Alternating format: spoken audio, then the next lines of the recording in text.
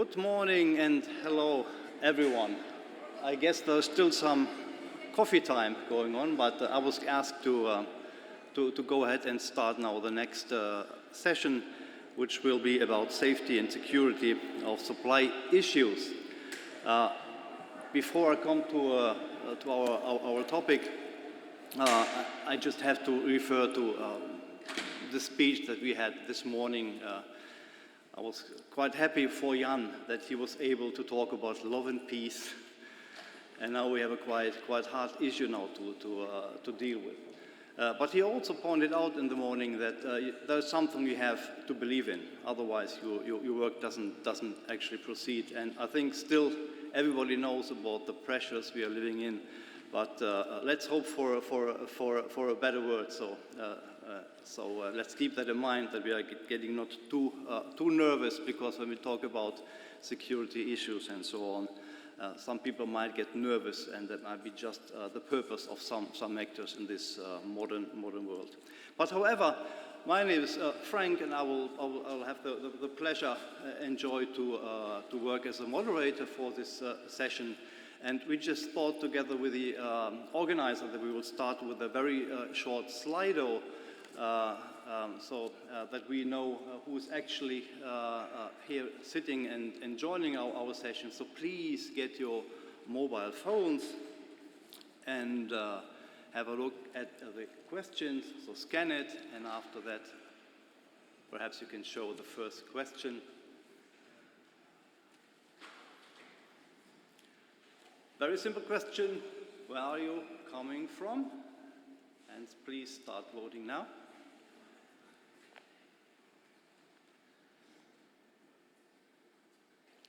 I was already saying it, Latvia, 12 points.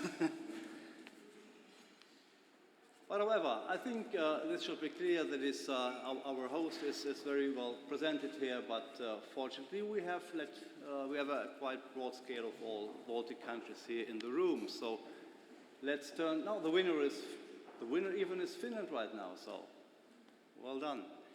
So we turn to the next question. What do you work with?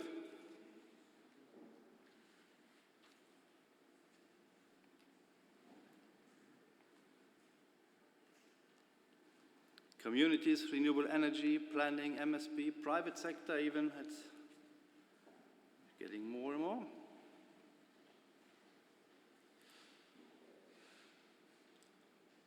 I think that from the answer we can make a conclusion that it's a quite large variety of specialists listening to us or attending to this session.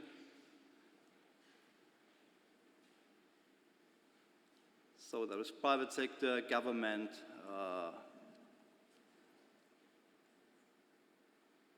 okay, that is what your colleagues are doing in this room. So now we switch to the last question, security issues. What are you most concerned about?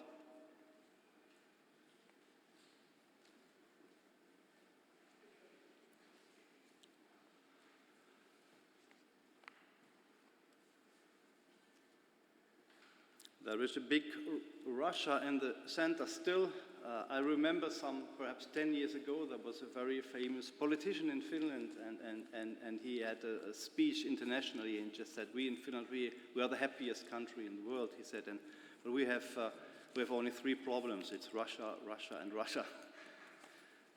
But that was at that time very much criticized. Okay, that is what you are concerned about, and that is where we come back to when we discuss with our panelists. When you think about, is it okay this way? Microphone? Oh, okay, turn this way. When the MSP directive came into force, was in 2014, we were already discussing about defense force issues, security issues. But as you all know, nowadays it's in the focus really of MSP discussions these days. We are talking of comprehensive security issues, comprehensive safety issues. We use this word comprehensive because we have so many new words that we use in the everyday life that we just have to, let's say, bundle together very lots of new words which are quite already familiar to us, even they sound very strange a couple of years ago. So I will talk about, let's say, security of supply issues, military mobility issues, dual use issues, preparedness, resilience, adaptation. So all these are quite new words and very hard challenges. We're talking about not only about military threats, but also the climate change is a security issues, and combined, let's say, these security issues and climate change issues, they bundle even more problems and challenges together. We are concerned about food security supply, about health security, mental resilience questions. We are concerned about energy security, cyber security, and transport securities. We have very soon, I will ask our speaker here to the floor, and he's coming from Finland, and I will take this as an opportunity to just approach the presentation of our speaker, talking a few words about Finland. As you know, we have 1,500 long border to Russia, and for that reason, for centuries, Finland was concerned always. So it is very often said that security issues and preparedness issues are in the DNA of the Finnish citizens. And our speaker, who will give you soon a presentation, is dealing very much with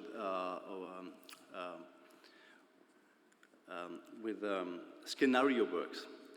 And in Finland, it has been said, one way of being prepared is to think about possible futures.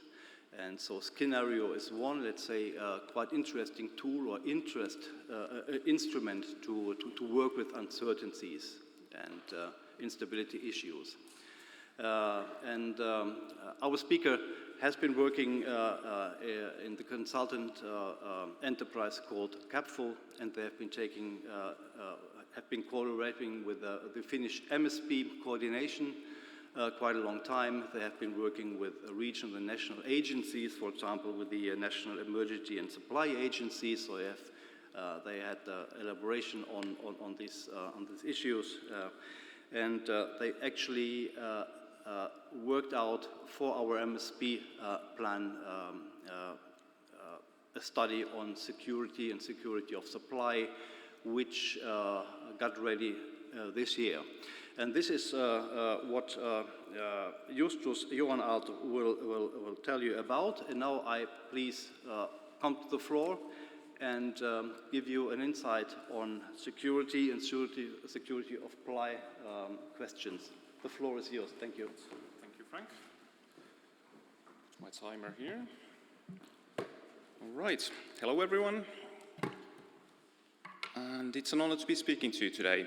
My name is Justus Johan Aalto, as Frank mentioned.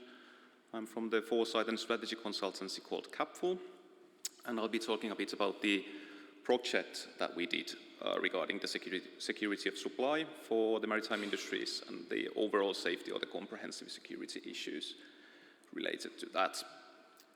I'd like to start with, let's see if this works. It works, nice. With showing you this link. So as I'm talking about the report itself, I encourage you to go look at it, probably after this speech. And you will find it from the merialuesuunnittelu.fi/en/, and it's the first link in the archive section there. So as you will probably have more questions about the content I'm going to show you, that's where you'll find the material itself. Just a few words about this. So this project was done in collaboration with all the coastal regional councils of Finland, which participated in this work, as this issue is really crucial for all of our coastal and maritime areas. Very good. So the content of my speech today will start with the project itself, what we did. Then I'll talk a little bit about the current situation of the maritime sectors and then the future scenarios that Frank just now mentioned. And based on these two things, also in this project, a comprehensive security vision was crafted with stakeholders. And it was also handled how the maritime spatial planning can help in achieving this vision. So I'll say a few words about that as well. Let's see. Okay. So, in the project we started with the current situation. We formed an up-to-date picture of the current situation of the security of supply and comprehensive security issues, as Frank just kind of defined what the comprehensive security issues handle. It's a very, very wide concept. We studied 11 maritime sectors in Finland, so quite a broad study in that.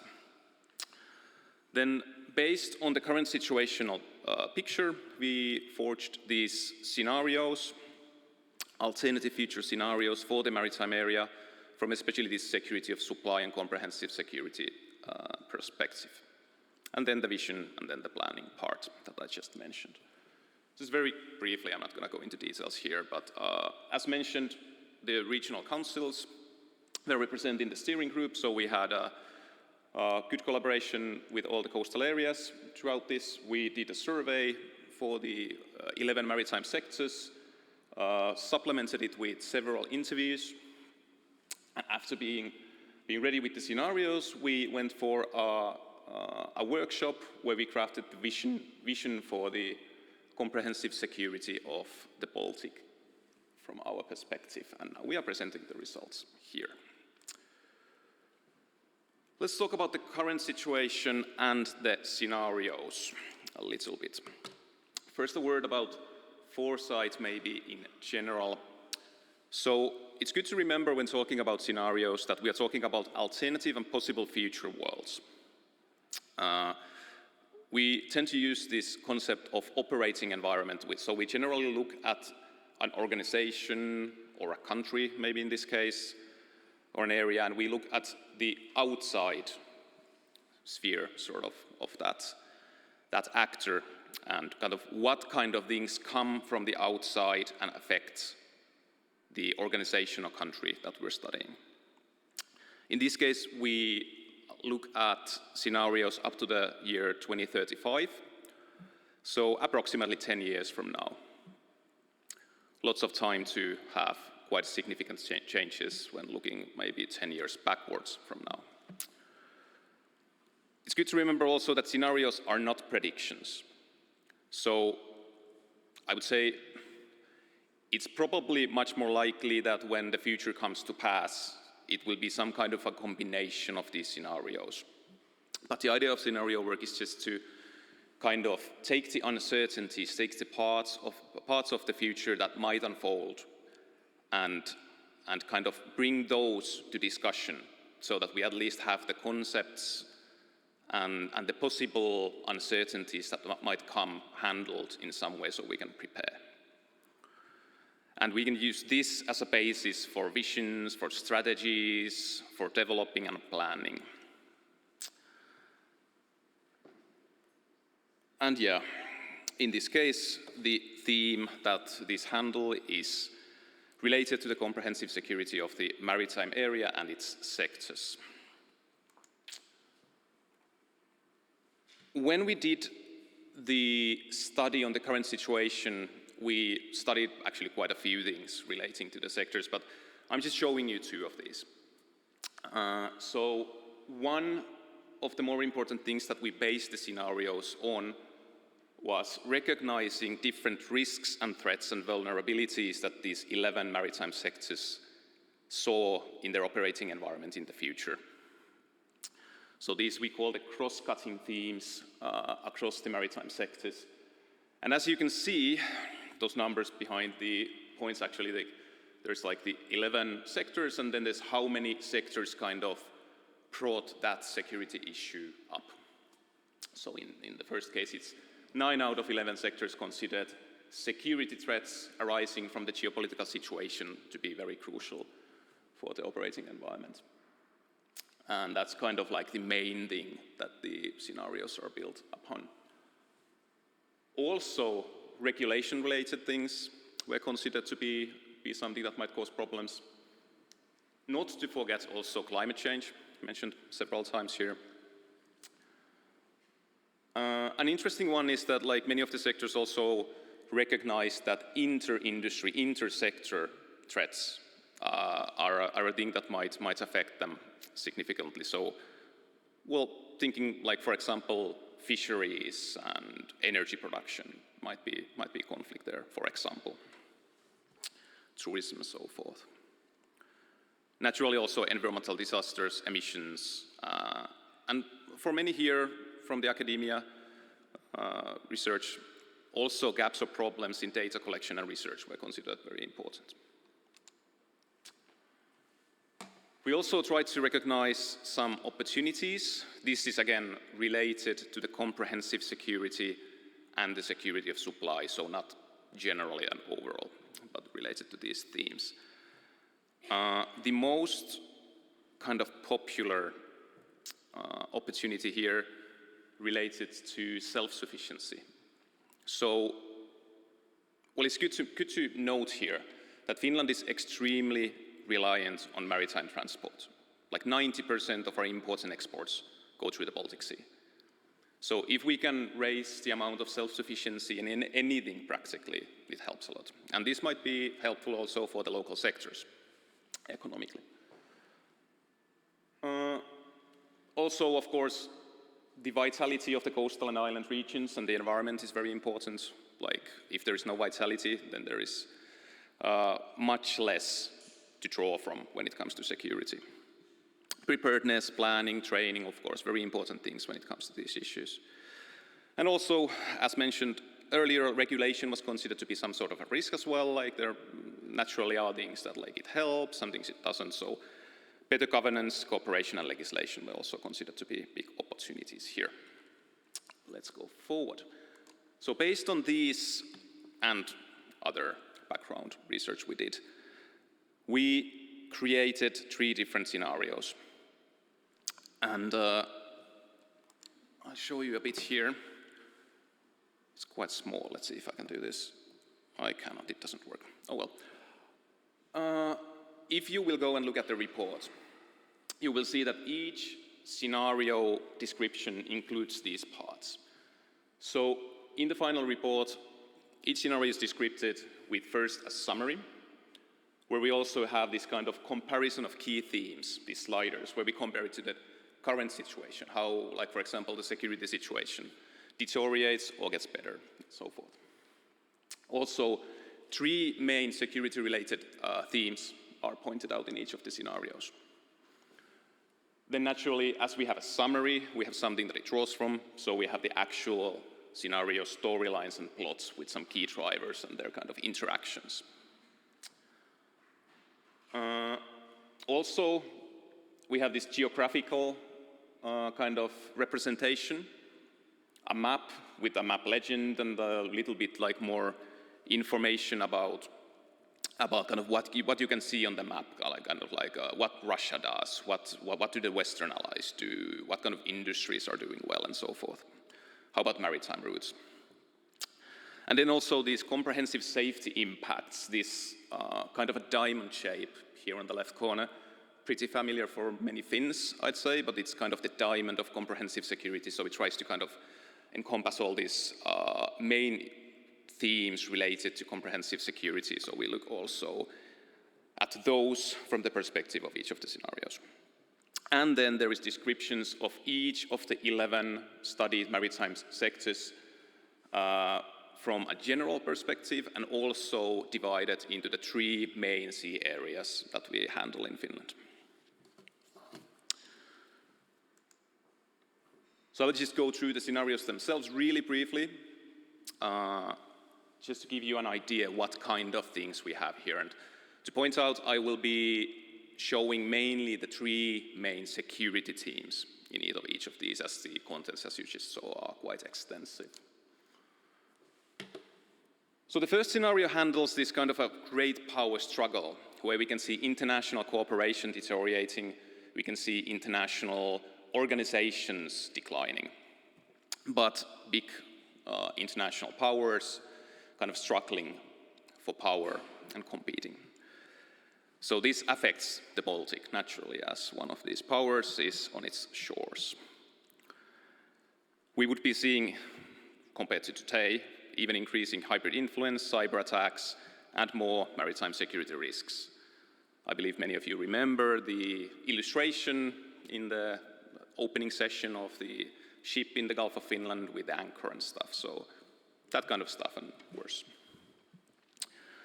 There would be an increased emphasis here on national defense capabilities and interagency cooperation, especially regionally, as what we depict here is the decline of the European Union and NATO and the unity within these communities.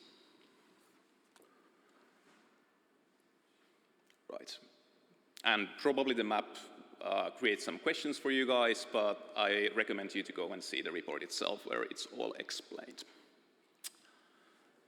The next scenario is sort of even worse. Here, kind of, one of the background ideas here is that the United States has lost practically all interest in investing in European defense. And we're left alone, and certain other kind of factors come to that maybe European Union or the European side of NATO is also not very unified here. So we see military operations. Here we depict them in the southern Baltic Sea region. Of course, they could happen in other regions as well. But considering the point that I made earlier about Finnish exports and imports, any part of the Baltic that kind of cuts the transport lanes for us is crucial and practically existential. So here, most marine activities would be compromised, blocked, or severely disrupted. So a very, very serious situation indeed. And Finland's, from our perspective of course, Finland's security of supply and self-sufficiency would be the main drivers for all of the 11 maritime industries in this world. But not everything is doom and gloom. We also have a little bit more optimistic scenario where the situation has calmed down. And of course, as I'm bringing you now some of these kind of risks and security-related themes, there are naturally much more positive sides to this scenario, but not only positive sides. So naturally, in this kind of a world where things go well, we can trust the EU is unified, NATO is unified, we're well defended, and we are together in this, there would probably be more investments, which is very good, but then again, as we saw earlier, from the sectors, there might be some kind of inter-industry tensions relating to these investments. So especially offshore wind and maybe hydrogen infrastructure might cause these tensions. And also social polarization, we've seen that in the West for years now. It's not really getting much better. So that's also something that might create an actual pretty big social problem here. Also, green transition needs to be kind of considerate of all groups, and it needs to be fair enough so it just doesn't create problems. Also, immigration and climate refugees might prove to be a proper problem if they're handled badly. If handled well, it might not be such a problem. But well, here you just saw like a glimpse of these three scenarios that we've depicted, and based on which we then workshopped on a comprehensive security vision and also handled the role of maritime spatial planning in achieving it. So here you can see kind of a variation of the comprehensive security diamond that I mentioned earlier. In the center, we visioned that we would have a safe and vibrant Baltic Sea, as is probably the hope of most people here, I'd guess. Preparing, learning, and innovating together would be possible in this environment. And we also formed kind of these visions, goals for each of these kind of main themes of the comprehensive security diamond. So there's psychological resilience of society, there's leadership of society, and also a little bit more international side, international cooperation, European Union.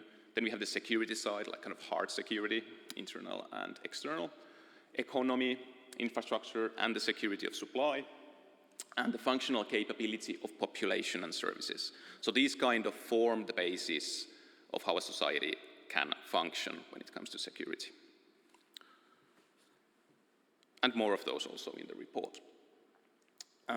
Based on these visions for each of these themes, we also made some action points that the maritime spatial planning can do to help achieve these visions. And I also don't have time to go into those now, so I'll just jump to the second to last slide here. There were some necessary measures to be taken into account, also recognized in this process. So, first of all, multidisciplinary cooperation and dialogue, especially for preparedness, crisis response and renewal was considered very, very important. Active development of international cooperation. As we saw in the scenarios, international cooperation, maybe regionally, in many cases more broadly, is very important. But in this case, especially with the Baltic Sea countries. We also need continuous development of a common knowledge base and a current picture situation, or situational picture, so that we understand what's going on, especially in the Baltic Sea region, all the time. And also, as Frank also mentioned, kind of doing this planning, preparing for different kind of disruptions in our security, it's very important to have a proactive stance. So foresight approach to security and the security of supply. It's like, if you're not visioning what might come, it's pretty hard to say stockpile important stuff that you might need in the future. And now we've been talking mostly about security, like hard security issues here, but it's very, very important not to forget the environment in all of this, so that the security decisions don't override the environment and its protections. So a balanced approach relating to that. I have a full 30 seconds left. So I will just recommend again, go to merialuesuunnittelu.fi.en, the archive, first link there is this report that you can look at. And if you have any questions, you can try and find me from the corridors here still today. Drop me a message on LinkedIn or justus.joenalto@capful.fi. And I thank you for your attention. Thanks.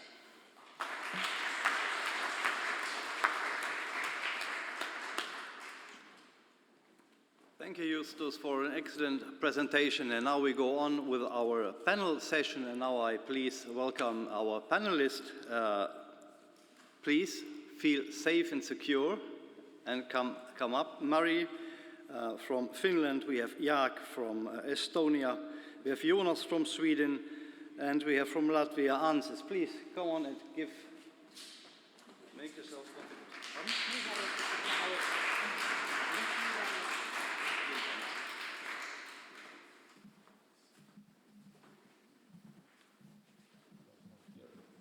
Just find a place that feels safe and secure for you. And we have been singing quite a lot this morning, so you can be very relaxed now, because I don't want you to make sing here on the floor. So, precious boys. So we, I think we start with a very short presentation of yourselves. I announced your names shortly, but I give you about 1 minute that every one of you may shortly say who is working for, and what is your personal relation to MSP, very shortly. From the left to the right. Okay, I can start. My name is Ansis Žbanovs, and I will represent Latvian TSO interest here. Also, I can represent the whole Baltic Sea region, as I am convener of Regional Group Baltic Sea under NSOE, which is an association for the TSOs. And in the company, I am the project manager for offshore projects, for cross-border importance projects, and also for the projects which are going away from Latvia and from Baltic states. My background is technical science. I have been in the company already 15 years, and that's why I have some knowledge about cross-border links and interconnectors. And also we have worked with CEF funds to support new interconnector implementation in the region, in Baltic states and in the whole Baltic Sea region. That's what briefly it from my side in the introduction part. Thank you, Mari. Yes, thank you, Frank. My name is Mari Pohjamykyrä. I represent the Ministry of Environment Finland, and personally I'm responsible of the development and guidance of MSP in Finland, and also responsibilities cover the coastal planning and coastal strategy. Maybe a few words about this MSP stuff is so that back in 2022 we saw main driver to revise our MSP was a European Green Deal and the offshore wind. But I'd say that it was just 2 or 3 months after that, realizing that came the Russian war in Ukraine, and I think that this tense geopolitical situation was even a bigger driver for revising our MSP. So the really important considerations in the Finnish MSP. Hello, Jonas Bjernstedt from the Swedish Agency of Marine and Water Management. And the sectors I'm responsible for in the Swedish MSP is offshore wind and defense, and also risk. So I've had my work cut out for me for the last couple of years, and we've had some interesting dialogues that will hopefully be of use in this panel discussion. Yes, hello. My name is Jaak Viilipus. I am currently working in a maritime consultancy company called Nordic Marine Advisory Group. But from my background, I was 15 years at sea. So I have been a seafarer for 15 years, from the Baltic Sea to Atlantic. So I know quite well how the shipping works. And in the recent years, I worked for the Ministry of Economical Affairs and Ministry of Climate, and then was handling the maritime policy. So everything that affects the maritime economic side and environmental side was under my policy-making team. So I have direct connection with the MSP. And from actually, if we are looking at this 2022 Russian and Ukraine crisis, then I was working at the ministry at the same time, so I've been following up on all stages what is happening and what is the impact of these actions that we are seeing also currently in the Baltic Sea. Thank you. Thank you very much. I will start with questions related to offshore energy and grid infrastructure issues and logistic issues. So I will ask Ansis and Jaak, how can the current geopolitical tensions and security threats be seen in the logistic and offshore energy sector grid infrastructure? Are there any spatial implications or emerging needs for the operating environment stemming from this? You may choose who is starting. I can start, yeah.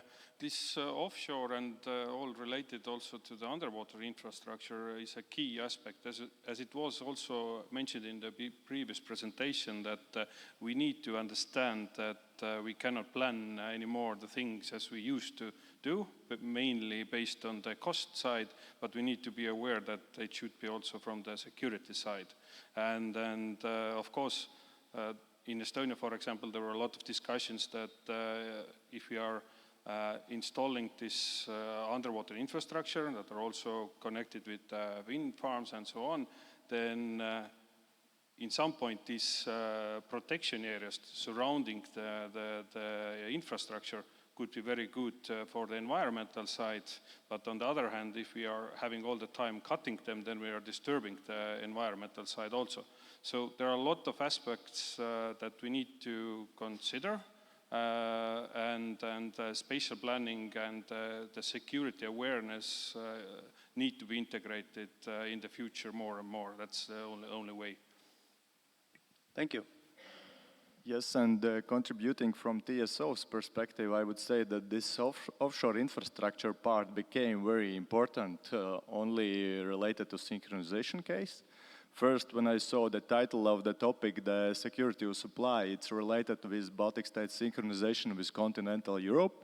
It was like a highlighter for the European Commission and for the whole infrastructure in the offshore to see that it's very important for the Baltic states to go away from Russia and dependency of Russian energy.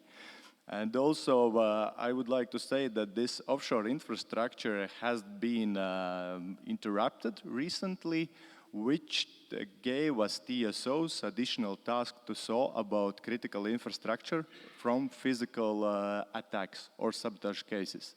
And also, Baltic states TSOs together with Poland has established a working group, a specific dedicated working group, which is dealing with the security protection for critical infrastructure. And we have some few investments in mind, which must be allocated in the whole system to reach this level that we have something to protect our assets.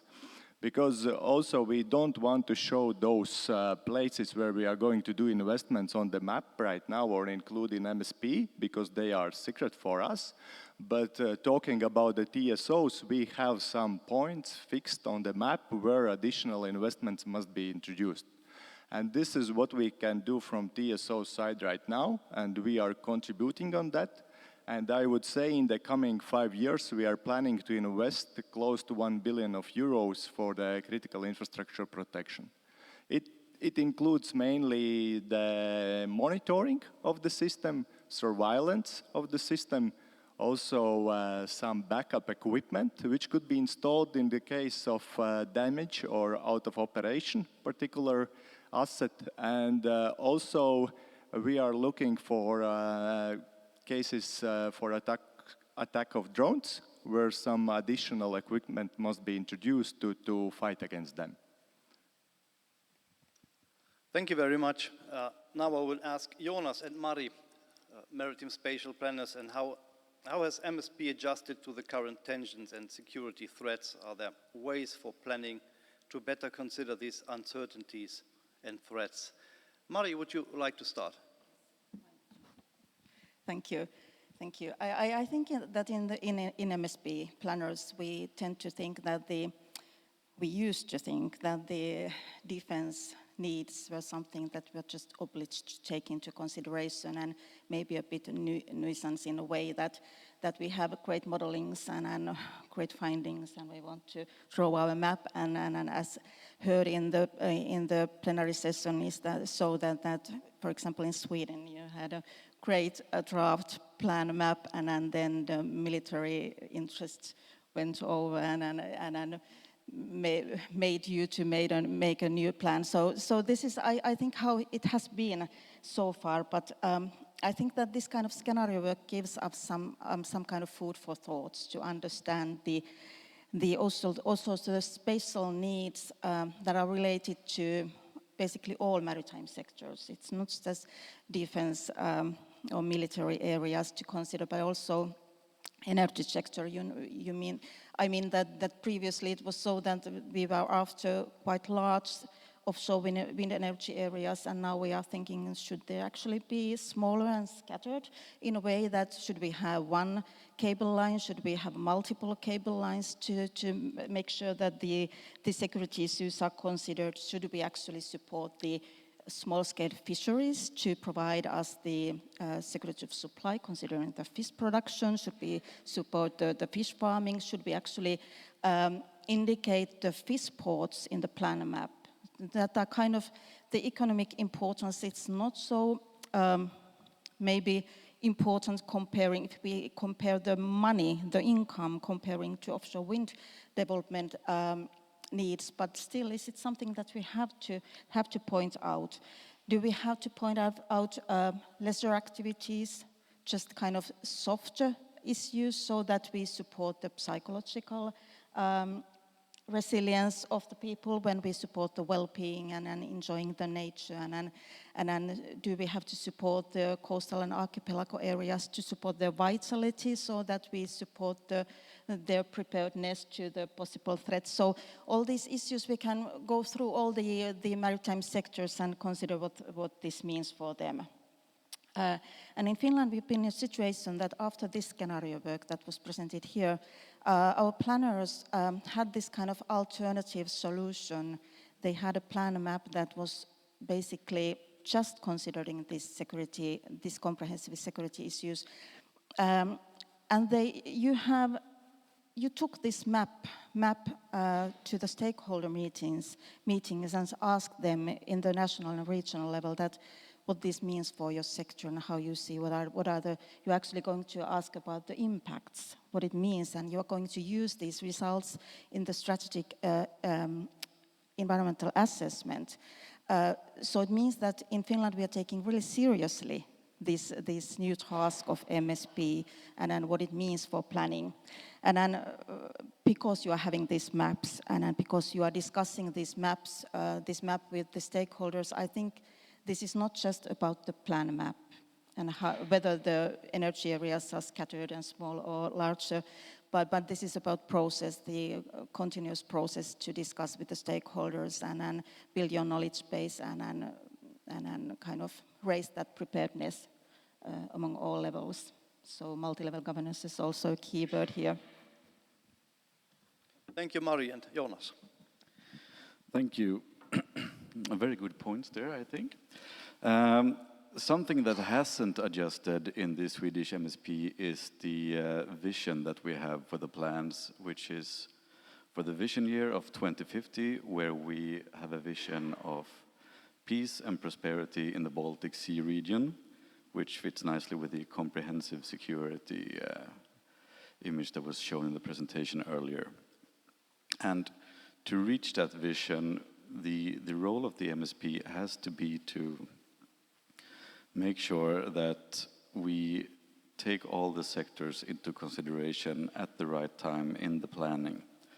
So some interest might have to come earlier in the planning, for example, for the defense, to make sure that other interests, for example, offshore wind, doesn't interrupt in too serious a way those interests. And what we have realized in the Swedish planning is that a system where you have an open door approach for larger infrastructure projects at sea will lead to consequences that are not too easy to foresee, and not only for defense but for all interests, for all sectors. So we need to really understand the cumulative effects for defense, for shipping, for the environment, and it's common at the moment that we mostly look at the environmental questions when we look at the cumulative impacts assessment. But we also need to understand how will this build-out affect the shipping sector so that we don't have the environmental impacts secondhand from the shipping. How will it affect the defense sector? How will it affect the tourism sector in a cumulative way? So that is one adaptation that we are looking at going forward. Thank you. Thank you very much. And the next question I will always ask to all of the panelists right now. And I would like now to put the viewpoint on the scale of planning. Yesterday we got this information about the EU Ocean Pact and Ocean Act issues. So there were discussions on what will be done or what is done now on national level and what will be in the future done perhaps on pan-Baltic level. So I will ask you, how do we move from a national security perspective to developing Baltic Sea level security structures and preparedness? I will ask you, why is this important? What do you think? And you might also ask yourself, what is possible or not? Is it okay when we start in Estonia? Yes, it's a very good question. Quite often I see that we are forgetting that if we are looking to shipping side, and the shipping side may be threats coming for example, this shadow fleet, we must not forget that although we want to have that Baltic Sea is a lake, it's not, and shipping is global, and therefore the threats we need to look actually from the global perspective in order to tackle on the local level. So this is something it's very important to understand, in my opinion, but collaboration, and I see that the Baltic Sea states have a lot made already collaboration on tackling different issues, and from the planning side and even taking actions against different security threats is definitely the key. But I don't see that, for example, if we are focusing on the shadow fleet, that we can solve it on a regional level. We have to see the global level there, definitely. So no matter what steps we are making, we have to always bear in mind that sea areas and shipping specifically is global, and we need to tackle it on a global level. That is, in my opinion, the most important thing.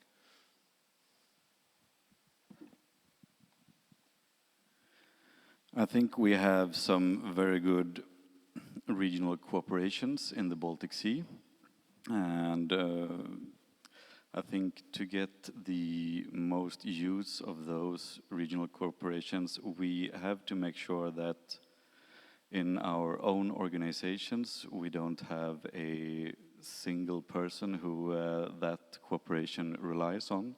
We need to make sure that the cooperation permeates into the entire organization, and that we are all aware of what needs to be done at least at a higher level. Not everyone needs to know the details, but we all need to be aware at some level of what the cooperation possibilities and what the current questions are. Yes, I can actually continue from here, because I think that with these macro-regional platforms that you mentioned, we actually mean the VASAB Maritime Spatial Planning Group and the more informal planners forum, which is actually one forum where we have already discussed these comprehensive security issues.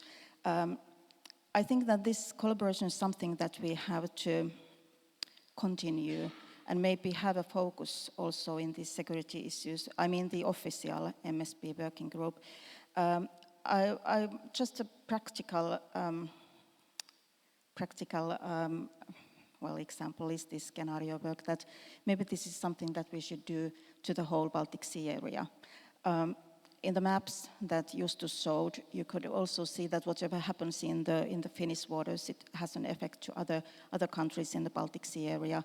If we don't have a Gulf of Finland to use because of the Russia or any other tense geopolitical situations, this means that the effects are not just to Finland, but to Estonia, to Sweden, and to Baltic countries, and up to the southern parts of Baltic Sea. So maybe you need to have a scenario work, shared scenario work. But also I would like to point out in the EU level we have this maritime security strategy that actually deals with the same issues that we do, and it's kind of its action plan has stimulated the kind of close collaboration between the civilians and the military authorities. When I went through the action plan, it's from the year 23, after the Russia started war in Ukraine. I can see that it almost lists everything that we list. And I'm happy to see that in the Ocean Pact, where we have 6 priorities, and one of these is the security issue, they also mention this same strategy. So I'm very sure that we will collaborate in the future. But I think it's something that in MSP community, it's good to look at what's happening nationally under this strategy. Yes, thank you. Yes, and concluding from TSO side, I can say that for offshore infrastructure, TSOs have already common cooperation, because the link, it lands in one country and in other country, it means 2 TSOs are involved by default, and then the project has regional impact. That's why we have to do this regional cooperation to protect our offshore assets. And this has been done already. the main question when we started to propose some investments directly focused for critical infrastructure protection is a matter of who should take responsibility. Should TSOs take responsibility of assets, or police or military or somebody else should take care of this protection? Because then TSOs propose some investments to solve this problem, but this just for TSOs assets only. It doesn't work for whole offshore. Probably there would be some institution or some procedures which could take care of whole offshore infrastructure, taking also into account gas pipelines, mobile, those cables, optic cables, and everything else which could be built in the offshore. Yes, thank you. Thank you very much. And I will ask all of you from your very personal perspective, what are the key issues you think to work on together among Baltic Sea countries to best support comprehensive and security and resilience? Would you be so kind and start from that side? Could you please repeat the question? From your perspective, what are the key issues to work on together among Baltic Sea countries to best support comprehensive security and resilience? The key issues, I think, would be start to talk about the problem, about the threats. From TSO side, we have already done the risk assessment for the offshore infrastructure, and then we have some outcomes which we would like to reduce the risks for those outcomes. And I think this topic as such should be brought up also in the European Commission, in the European level, about the critical infrastructure protection and the threats which are coming from eastern part, I would say, today, currently. Yes, thank you. Mari, if you continue. Yes, thank you. So hard questions, even though I have time to consider this. I have no idea what to answer you. But in the MSP community, what is important? What are the key issues? I think that the threats that we might face are climatic or socio-economic or environmental or geopolitical or political or pandemic or this kind of listing is easy to make. And I think that we already have some experience in climate threats. So we have climate smart MSP. So this is something we should absolutely carry out and evolve further. And also, of course, the environmental risks. We have these nature-based solutions for erosion and floods and nutrients, and this is something that we have to make sure that we consider the blue-green infrastructure and the functional ecosystems in our planning. So these are kind of obvious ones, I think that. But I would like to highlight that actually the VASAB committee have worked with this resilience issue for past years. During the previous chair, that was Estonia, we had a ministerial declaration on spatial resilience and the spatial planning, the importance of spatial planning in supporting and enhancing the spatial and territorial resilience.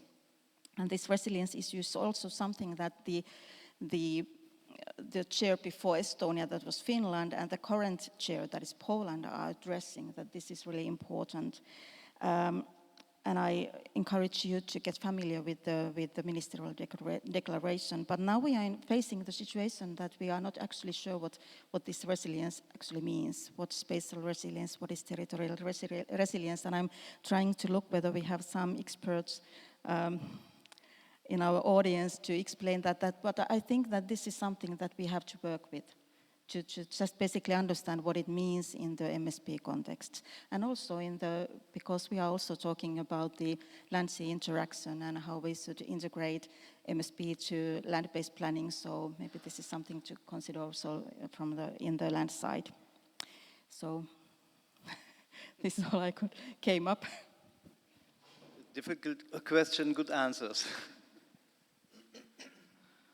I think from my perspective, it's been interesting seeing when we now have a kind of new sector that is taking up space in the Baltic and in the neighboring sea areas. when you look at the maps, it looks a bit like there is a race or a competition nationally to claim spaces for offshore wind, for example. And not always considering the cross-border implication of those. And I think we need to realize more on our interconnectedness in the region, how we need to work together to make this a safe and healthy sea space. And we can't do that if we look at only our own interests first. We need to talk and agree on important topics on a higher level. My personal perspective is that information is the key, no matter what kind of threat we are looking on the security perspective. So sharing information, yeah, we are living in an information age, but still between different countries, different authorities, maritime topics are fragmented and the communication can always be better, although we have a lot of different regional groups coming together, discussing things. Still, the information is that should be shared, and based on that information, the decisions should be coordinated, what to do, how to do, and when to do. And this is something that we need to think that Russia is using information very well and using it against us, so we need to use it the same way. Definitely one thing is to coordinating the different actions. Each country have a different understanding what we should do and how to tackle some threats, but we should coordinate them, then it's the better effect. And as I mentioned already, that we cannot forget that more or less the oceans are global. So working together on the global level, then we have more impact and outcomes also tackling these threats. So this is, we need to always consider. So these 3 points I would take out. Thank you very much. Now we will talk about leadership issues, and I will give you even more difficult question like before.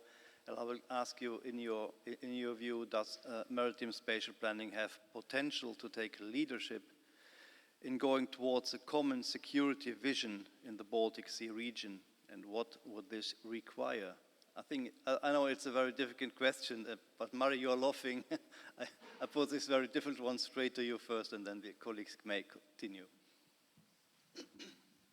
Yes, well, thank you. About the leadership, whether MSP could take leadership in this comprehensive security issue in maritime areas, my answer is no. I don't think it's possible because of the mandate of the MSP, even though we are waiting for Ocean Act, or maybe we are seeing it also as a threat. I don't know how we see Ocean Act, but still, even though we will have a bigger mandate in MSP, when we consider the comprehensive security, maybe not the leadership, but we can have a very active, supportive role in this picture, so to say. And I think that the main role is in spatial solutions. So this is what we do best to mitigate and compromise and find solutions, find solutions for coexistence and support all these actions. So do what we do best in a way. But also, I mentioned the process before. So I think that the MSP can provide a platform for stakeholders to meet and raise awareness regarding the overall security, comprehensive security issues, and find their role therein. So I'll say that MSP definitely has a role. It could be quite a big role, but it can't be the leading role.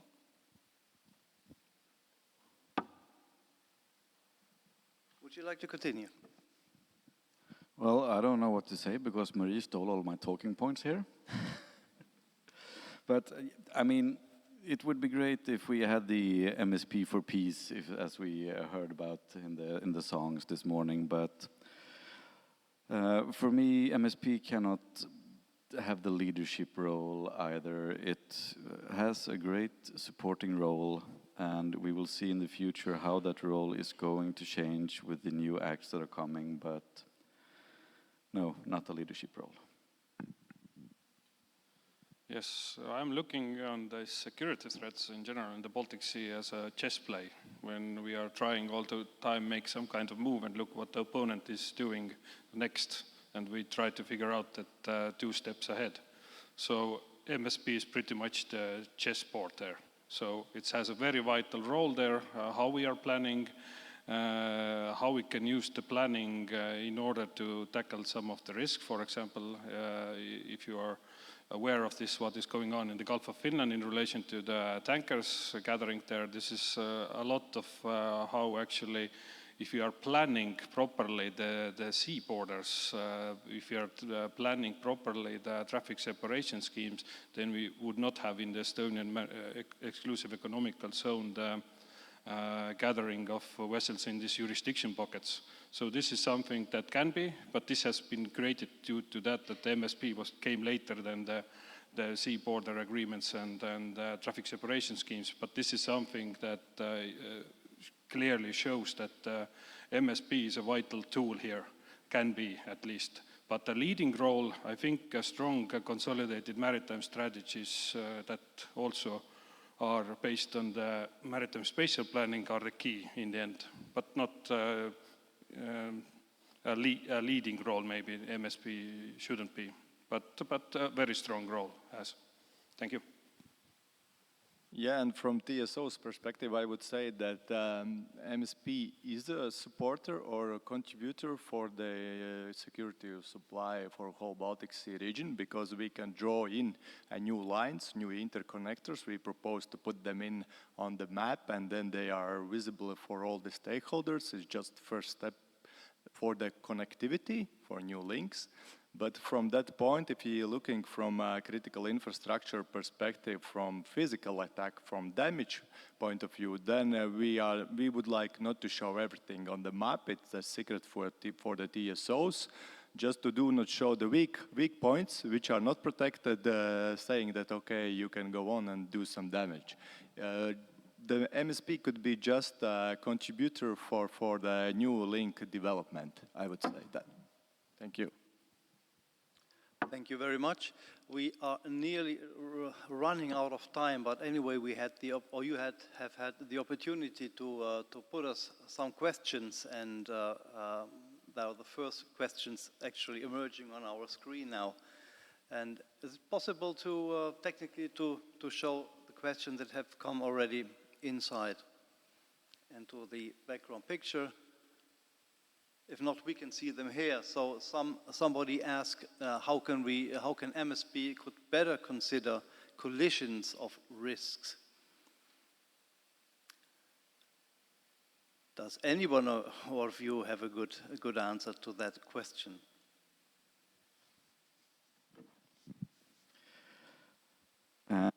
It's a tough one, because collision risks depends on what kind of shipping is going on at those points, and different sizes of the buffer zones are needed, and going down to that kind of detail in the MSP makes it a lot harder to make a comprehensive plan. Thank you very much. I will, perhaps the last question, if the time is enough, will ask you when you look very far into the future, let's say 20 years ago, 30 years ago, ahead. Things are changing so rapidly right now. So when you're looking ahead for, let's say, 20 years, what are the biggest risks or uncertainties that MSP should already start preparing in relation to maritime security right now?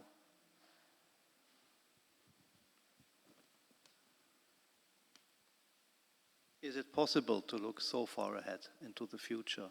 Or do you think you have, let's say, to make a revision of your plans on every second year? Can we tackle these kind of questions?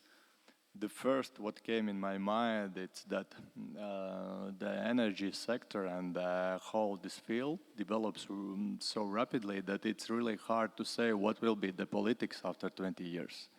Today we are going for decarbonization to carbon neutral Europe, 100% renewables, etc. But we don't know exactly how the situation could change during this way to 2050, for instance. And today probably even we don't know the key words or key suggestions what must be introduced to answer to the problems on 2050. I think we can, from TSO's point of view, for the security purpose, we just look on the actions right now around the Baltic Sea region, but just give you a clear answer what would be the key suggestions for 2050, it's really hard to say from my point of view. We are working together to develop new offshore interconnectors, to do also hybrid projects which could connect offshore wind parks. We are contributing on that and doing some, I would say, offshore hybrid skeletons where the offshore parks could be connected, some hydrogen units for the demand would be also connected, and starting to talk about the plan for the 2040-2050 with this perspective. But I don't know a clear answer to your question, sorry. Okay, Mary? Will you take your microphone? Maybe because we plan for the future and the focus should be in decades in a way, and now we are planning for the peacetime, and we hope that the peacetime will continue over there. So maybe MSP should do where it's good. So it means that we have to go to a very, very local level and take care of the psychological resilience and the community's resilience, and keep them on board in MSP and in all platforms where we have, so that the society, their well-being is good and they are prepared for whatever comes in the future. Yeah, I wanted also, I can add that from my perspective, we always need a vision, but we need to consider that the geopolitical situation is that it might change every day. So from the security perspective, I don't see that we can have a very fixed plan, but we need to have a vision how to tackle this security-related topic. And I think regardless of how the geopolitical situation will look in 20 to 30 years, we still have the climate change issues to take care of. And from a psychological standpoint, for example, we can make sure that we have a climate refuge to make sure that our more vulnerable species are still allowed to have habitats to live in. Thank you very much. And now we have red light already, so the time is running out. We have good questions there, but we have to leave them for the coffee pause. But please give a warm applause to all our panelists.